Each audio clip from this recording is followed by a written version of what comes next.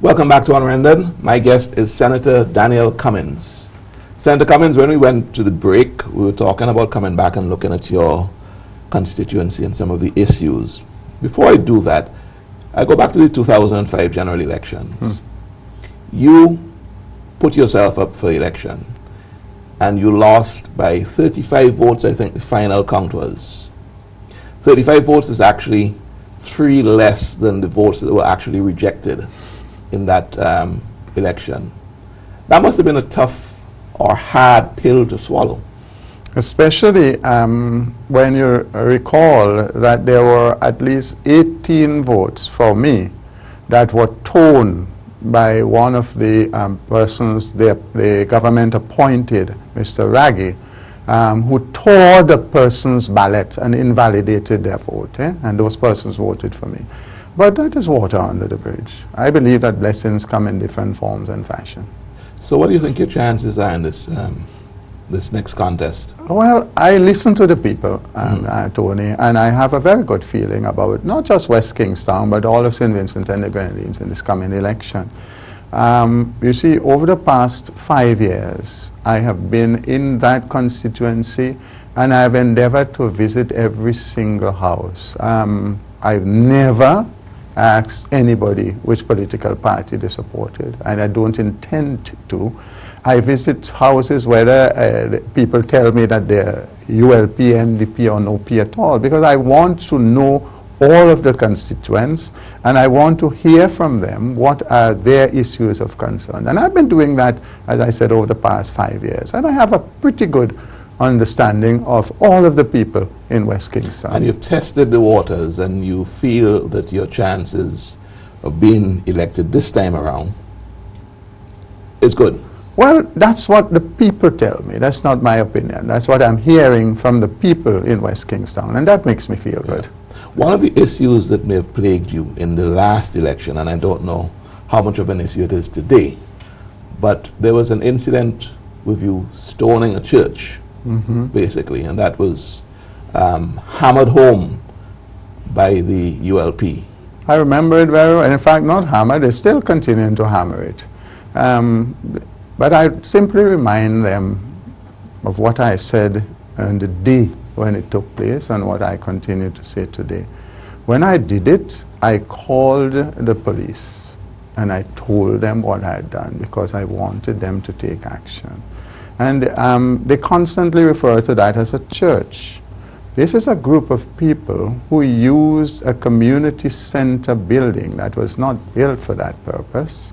They used it illegally. They were asked by the community division to come out.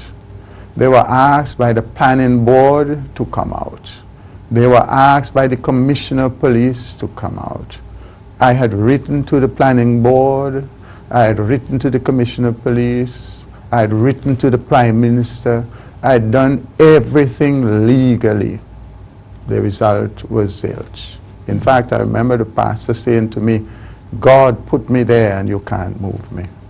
And so on one occasion when I couldn't take it anymore, I was too tired and couldn't sleep in my own So house. this was a question of noise, Oh, basically. absolutely. And this is not ordinary noise, you know.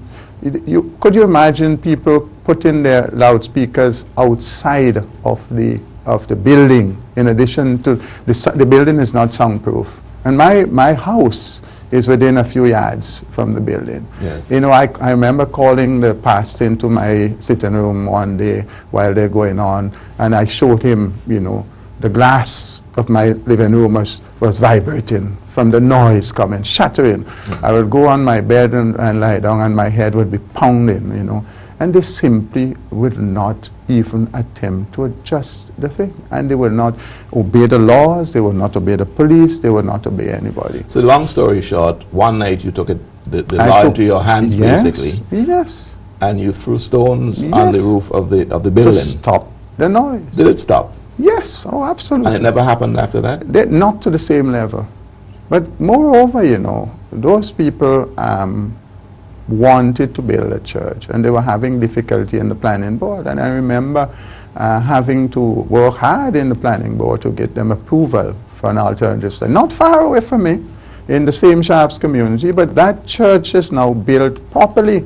And in fact, if you drive to Sharps now on a Sunday, when the people are worshiping in the same style that they did then, But the neighbors are in peace. You're hearing it, but it's not the rambunctious noise. In fact, now you can enjoy listening to the music coming from the church. Yeah. But the community center was not built for that, and it was, for me, just unbearable. So in no way you see it fit to feel that you have to apologize for what you did back then? Well, I did apologize to the congregation some time ago, because we are all human beings, but not for the cause, you know. And I'll tell you, Tony, when that incident happened, I received calls from a wide cross-section of people, including priests and members of all of the clergy, and I got full support. You know what they said to me, most of them? They wished they had the courage to do what I did. That was the expression. And I said to people, you know, if you're a God-fearing person, you must know that being a Christian doesn't give you the right to break the law. Yes, I too broke the law, but after all other means failed, I had to take matters into my hands. It's interesting that we're having this conversation, because I notice in politics recently there have been issues that use religion and people making faux pas. For example, Sir James Mitchell made a famous one when he said he doesn't even trust Jesus Christ with elections. He was trying to make a point in my mind, and I think personally people missed the point and harped on what he said. The error. Okay, but religion and politics are closely interwoven because of the society in which we live. People see themselves as being God-fearing, okay? But yet, a politician has to be very, very careful with how he handles religious matters, because your opponents can blow this out of proportion. So your stone in the church, as it is captioned, may just be one of those incidents, because it was a church and nothing else other than a church. And again, I told you, I take full responsibility for what I did. And I say again, I know that there are laws, noise acts and so on, the Noise Pollution Act, that, but the point is, regardless of who you are, whether you are the Prime Minister or you are a preacher, there are laws of the land. And you, especially if you're a Christian, you must obey the law. What the church did was illegal. I exhausted all of the normal channels to have it corrected. So, and I felt that as a citizen, I have the right to the enjoyment of my own home. And that's fair enough. Yes.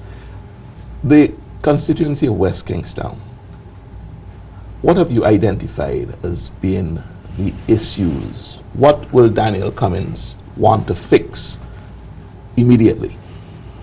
There are so many things wrong in West Kingstown, Tony, from roads, from employment, teenage pregnancies, you name it.